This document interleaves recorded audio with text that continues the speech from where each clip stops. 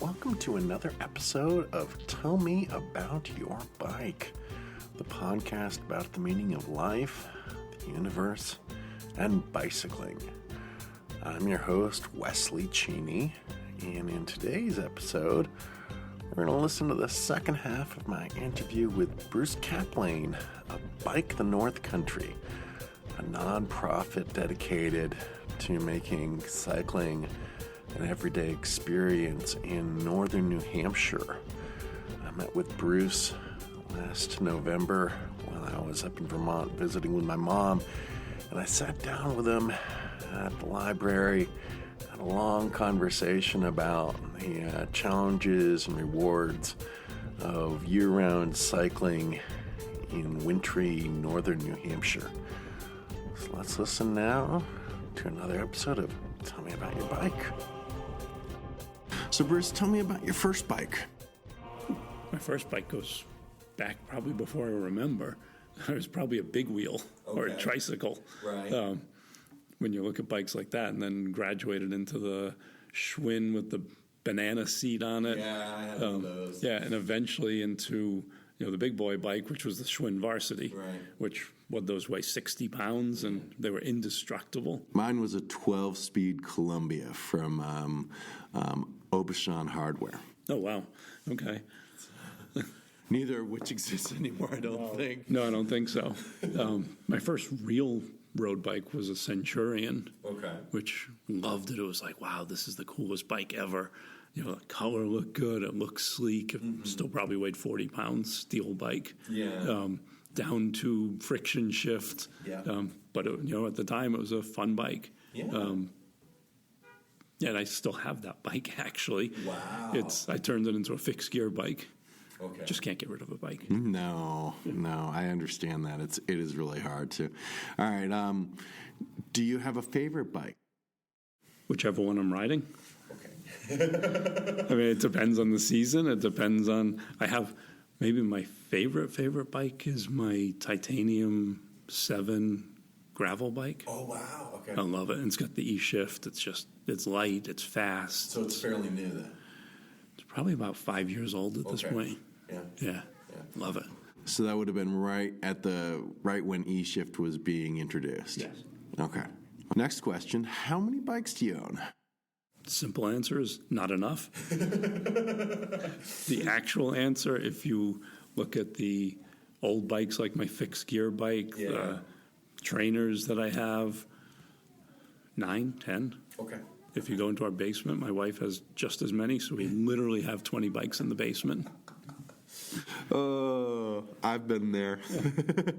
Before I moved to Alaska and became a bicycle tour guide, I pared down and got to the point where I just had 2 bikes. What were they? What kind of bikes? Let's see. At that point, it was my mountain bike, a Gary Fisher. Well, it had been a Gary Fisher rig, and then it became a Trek Pro Caliber. And then I had my my bamboo road bike that I had built. So, yeah. All right, let's see. Next question. Do you name your bikes? Sometimes. Okay. Sometimes. Depends on the bike. What's the criteria for whether it gets a name? If I come up with something I like. Okay. My 7 is Lucky 7. Okay. I have an urban bike. It's Keith Urban. Oh, right. Okay. I'm really trying to name my mountain bike. So it just depends. Depends on the bike and what comes to mind. Yeah. When was the last time you rode? I rode here. I was in New York City this week, and I rode every day in the city. Wow. What bike did you take to New York? I didn't. I take one of the city bikes while I'm there. That's great. I bring a helmet, and I just grab a city bike and go wherever I want to go. I'll run errands on it. I'll go visit people on it, or I just go out for a ride along the bike paths. Yeah. I actually feel pretty safe, surprisingly. I feel pretty safe riding in New York City. They've done a great job of separating the bike lanes and making it fairly safe. Yeah, I haven't. Last time I rode a bike in New York was when I built my bamboo fixie at the Brooklyn Bamboo Bike Studio, and that was 15 years ago. So very different now. Yeah, really, really different. I'd like to go back and that was one of the things I noticed when I was back in DC last year, was how much the bicycle infrastructure had changed. And then when I was in London this year, the last time I was in London was in prior to that was 1994, and side note, but I had a fixed return ticket to the States, and I had 2 weeks to go, and I had run out of money.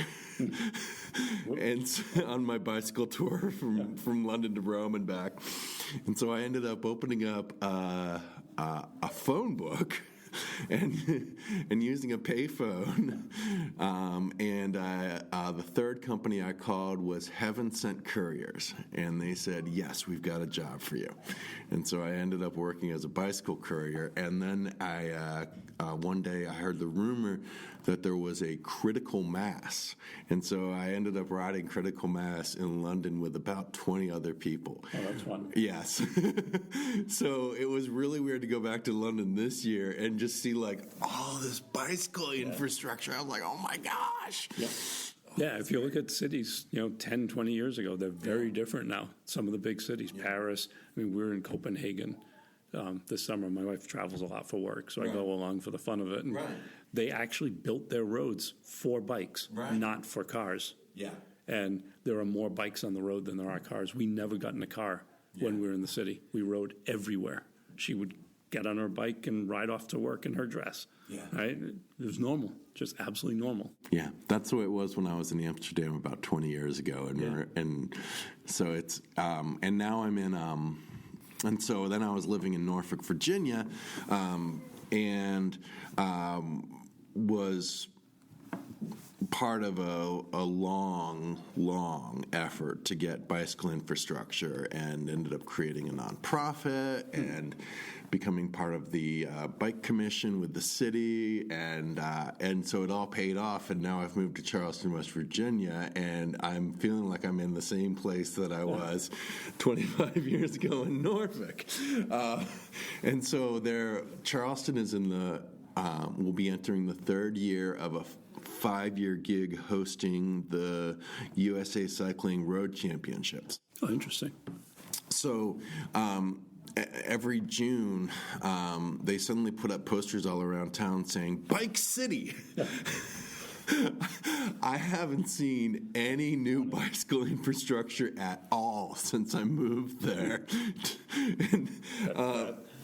And I know of like one street that has shared use arrows on it, and there is one trail next to the river, and that's it. There's nothing else. And so, but I keep seeing more and more people on bikes, so I'm like, okay, we're gonna have to do the same thing again.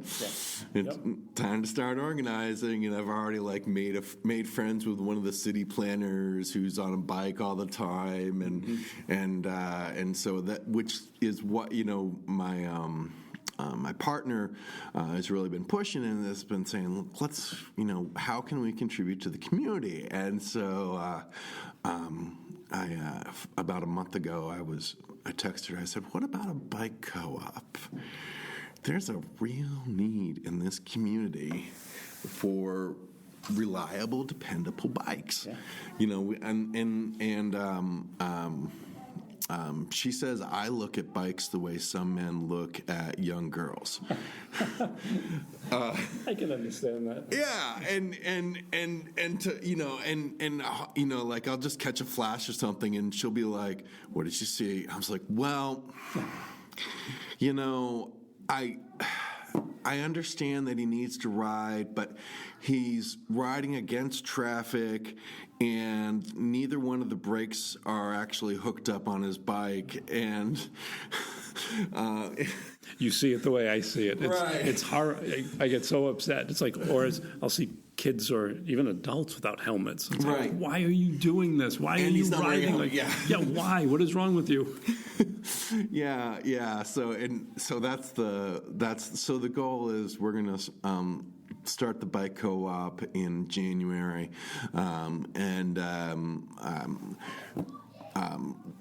I've been talking with some other people who run bike co-ops, and so in Williamsburg, Virginia.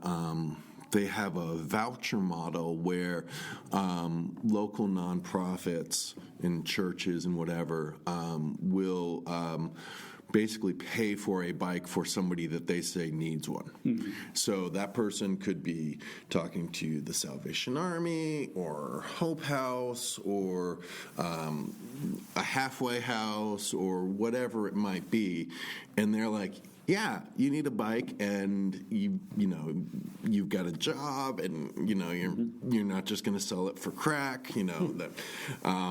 Which there was a point in my life when I was fixing bikes and giving them away to people, and there was a couple of occasions where someone was like, "Hey, you remember that bike you gave away last week? Well, they didn't have 15 minutes." Oh no! But anyway, they run on a voucher program where somebody can come in with a voucher, and they can get. They can spend up to $150 on a bike that's been a used bike that's been repaired and it's ready to go. And so our goal is to do that in Charleston and then in addition to the bike, I want them to be going out the door with a helmet and bike lights. Yeah, you should be able to get grants for a lot of that. Yeah. Oh, yeah. There's local groups. Yeah. Yeah, I don't give a bike away without a helmet and a light as well. Yeah. And it's like, you have to take it. I won't give you the bike otherwise. Exactly. It's really good idea to wear this. Yeah. Okay. Let's see where we are on the question. Where are you going to ride next? I'm probably going to ride the trails tomorrow. Okay. That's my goal. I think it'll be warm enough and those are not slippery. Trails, or are you the mountain bike trails right here. Yeah, they're just fun trails. Okay. Just good to get out and have fun. Road or trail or gravel? Yes. It really depends. Yeah. I've been a roadie my whole life, right, and just love it. Mm-hmm. There's nothing like being on the open road and having a little tailwind, and you just feel free, and you're in the zone, and it's the best. Yeah. But if you don't have those roads, or the weather's not great, put me on the mountain bike trails, and I'm going to be real happy. Right. Or let me find some gravel roads, and I can find some great routes to ride, and I'm very happy. It's not the same kind of ride, not the same zone, but you're on the mountain bike trails, and you're out in nature, and it's just beautiful in the woods. And it's like, wow, this is pretty amazing. What makes a great bike? That's a really good question. What makes a great bike? I think it's really just one that you're comfortable with. Mm-hmm. You've got to be comfortable on it. Yeah. I'd prefer a lighter bike, but doesn't always make for a great bike. Right. It's one that you can ride. Anything that you can ride and you're comfortable on. That's a great bike to me. Yeah. What makes for a good road or trail? Great road is a slight downhill with a slight tailwind and beautiful, clear day and no cars. Yeah. That's a fantastic road. A great trail is, to me, it's just something that's flowy and fast. And even if it's an uphill, it's a good climb, but it's not overly technical. You can just keep riding and be in a rhythm and just keep going. So it's just, it's that flow. Yeah. When I was living in Norfolk, I was there I joined the Navy and then got out and just met a woman, got married, had kids, that whole thing for 30 years. And I ended up doing a lot of mountain biking because the roads were, it's in a swamp. So the roads are straight and flat and congested. Which means fast. Well, so there's a lot of car traffic, and so it's just you're constant. And it's one thing if you're riding in the city and the speed limits are like 25. But when you get into outer suburbia and the speed limit's 40, 50 miles an hour, you know, and it's only a 2-lane road, it's not as fun to ride. So after doing a lot of road riding, I ended up mountain biking more and more, and that became my passion. But then when I moved to West Virginia, I started to check out the trails, and they are steep and narrow and rocky and technical. And I found myself, you know, whereas in like Williamsburg, Virginia, I would be unclipping once in a 15-mile trail ride. In West Virginia, I'd be unclipping 10, 15 times. And not as much fun. And it's not as much fun. And I found myself having a lot of low-speed spills where I was injuring myself. But then I found that there were all of these really narrow roads going up the hollers where there were no cars. Mm-hmm. The road's only 10 or 15 feet wide, and it's curvy and goes up and down hills and stuff, and it's really exciting. And so now I'm riding roads all the time. That's great. And it's gotten to the point where I don't think I've gotten on my mountain bike 6 months, just because the other thing is that it's an aluminum Trek Pro Caliber, which I've had for about 5 years, and the bottom bracket will not stop squeaking. Nope.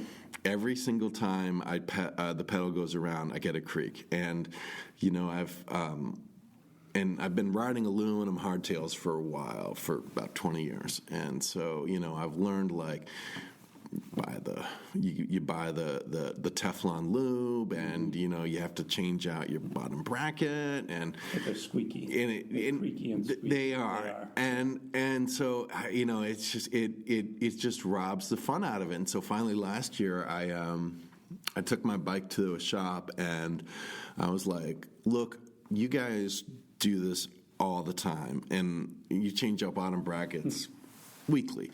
I do it once a year, so I want to pay you to do it right the first time. And it was quiet for about 5 miles. And so there's just no joy to riding it anymore. No. So when I was building up my a new gravel bike, one of the things that I absolutely insisted on was it had to have a threaded bottom bracket. I was like, I don't want threadless. It just and I remember asking in a Facebook bicycle repair group about this with creaking and stuff, and someone was like, "Oh yeah, I mean, if you're riding a hardtail aluminum bike, they always creak. You just got to replace the frame every year."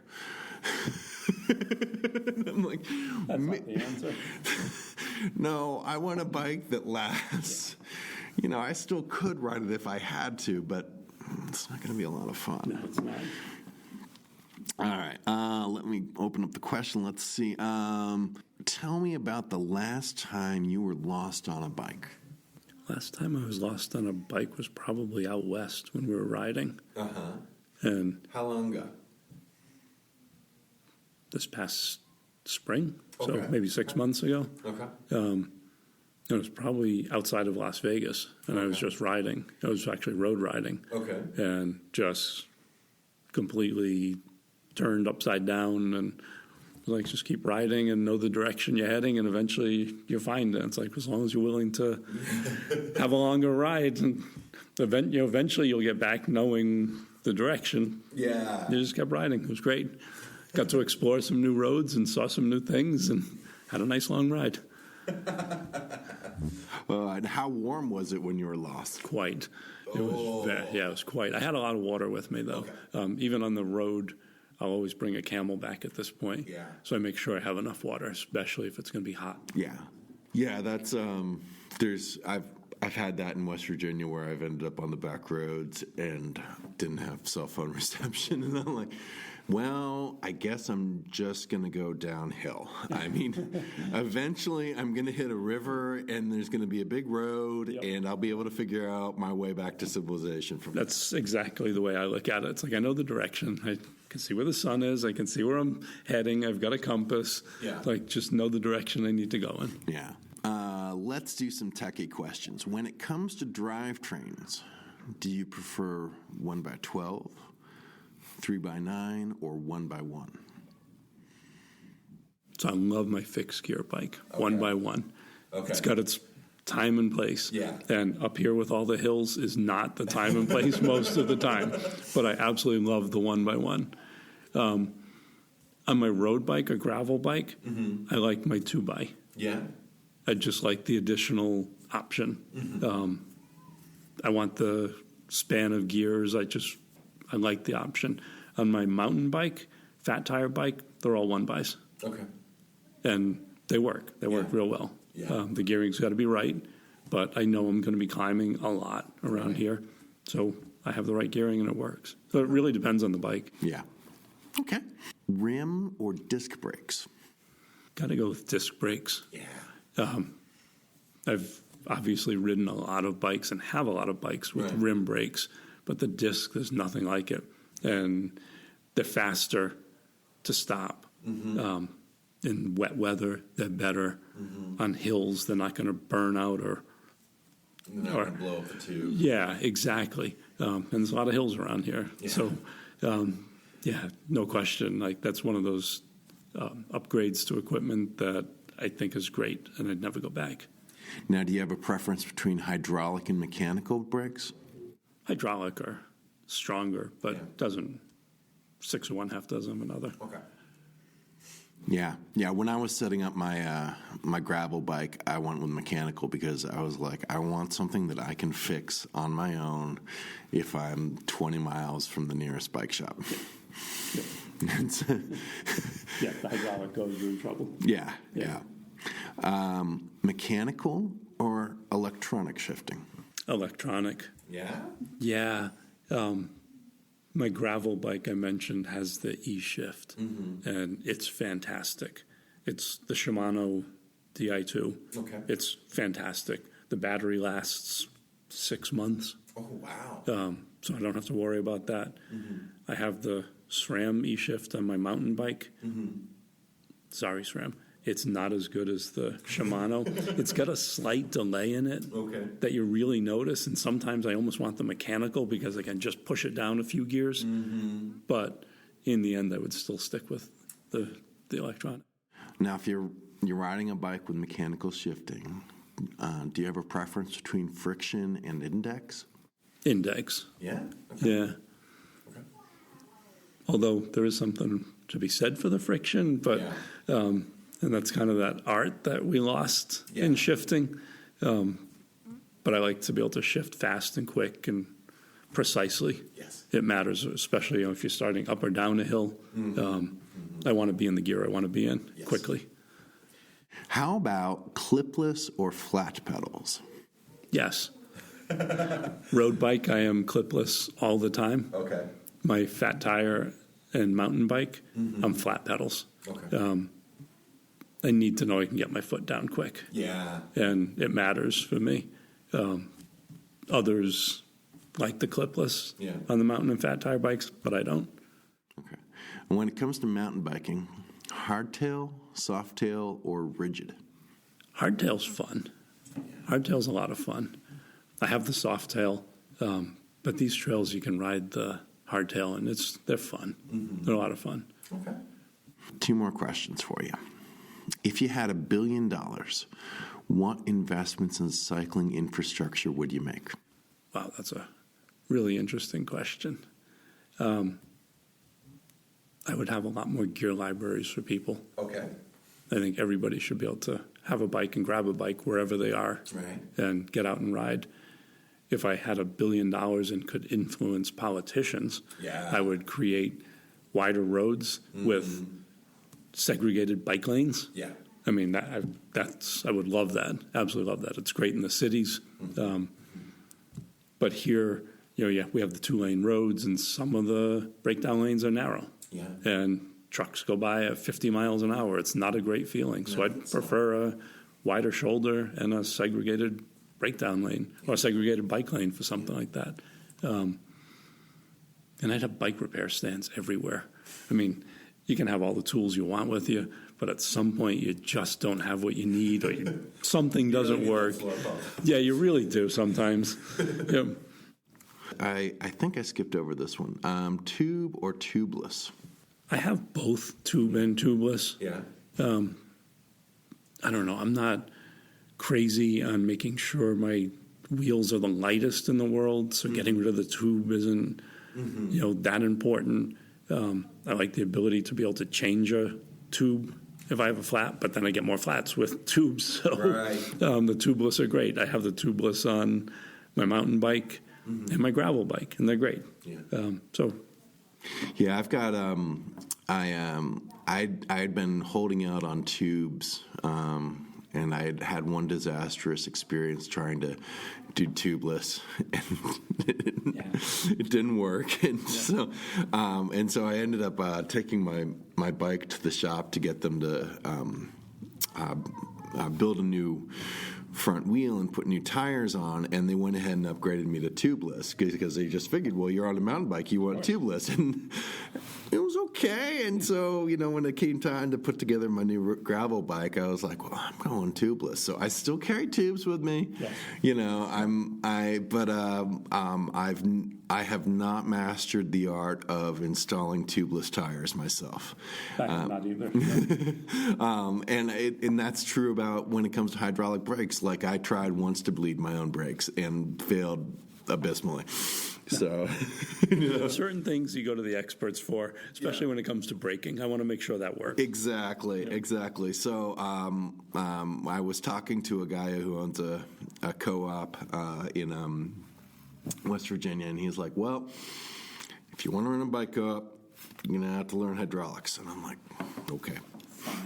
I'll do it. But the other thing is, I've as with many other things, I've found that if I am doing it on a regular, frequent basis, I learn the skill and I maintain it. Yeah. But if I'm only doing it once every year or two, it's going to take me 4 times as long. I agree. And I'm probably going to have to do it twice to get it done right. Mm-hmm. Completely understand and agree with that. Yeah. Yep. Yeah. All right, last question for you. You're bicycling down a 25-mile-per-hour 2-lane rural road with no shoulders. A car driver behind you refuses to pass you, and a line of cars is backing up behind them. What do you do? Make sure I'm going 25 miles an hour, so I'm going the speed limit with them. But if I'm going slower and I'm holding them up, I'm going to signal to the car to pass me. Yeah. Make sure I can have a line of sight and know that it's safe, and I'm going to signal them to pass. Yeah. I'll do it several times. If that doesn't work, then I'm just going to stop and let them pass, because I would prefer not to have the bike or the cars on my tail or following me, and then you have a whole line of cars that's angry at you. Even though it's the car that won't pass you, they're angry at the rider because the rider's in the road. So let me just pull off, and everyone's better off that way. Well, thank you, Bruce. I really appreciate you taking the time to talk to me today. This was fun. It was great. I appreciate it. So that's going to wrap up the second part of my interview with Bruce Caplain of Bike the North Country. The next episode is a special one.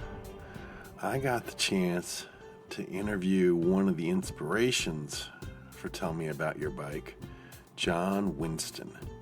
John Winston produced the Bikescape podcast out of San Francisco at the dawn of podcasting 20 years ago. When I bought an iPad Nano around the year 2008, Bikescape was one of the first podcasts I downloaded with iTunes and synced to my iPod, back when syncing was a thing. Last fall, I visited San Francisco, and I was able to connect with John. We talked about bikes and bike culture and podcasting, and John took me on a bike tour of his city. It was a dream come true for me. Subscribe now to Tell Me About Your Bike so you don't miss that next exciting episode. If there's someone in your life who loves bikes and podcasts, please send them a link to this show and share it on social media. If you want to share a story about your bike and the adventures that you've had on it, contact me by email. My email address is friendwes@mac.com. That's FRIENDWES@mac.com. As DJ Pseudonymous, I host the radio show Radio Eclectica on WMMT 90.3 FM, broadcasting out of Whitesburg, Kentucky on Fridays from noon to 2 p.m. Eastern. You can stream Radio Eclectica on WMMT's website, WMMT.org. I take deep dives into genres as diverse as minimalism, answer songs, thrift store vinyl, post-rock, and Beatles covers. And I also host the podcast Tell Me About NC, a celebration of Terry Riley's minimalist musical masterpiece, NC, which has inspired generations of musicians since it was written in 1964. If you like the music of The Who, Philip Glass, Brian Eno, Zoe Keating, and Sigur Rós, you'll love NC. You can find Tell Me About NC on all major podcasting platforms. Keep the rubber side down and keep rolling. Cheers, y'all. Copyright Rambling Ukulele Productions, 2026. All rights reserved.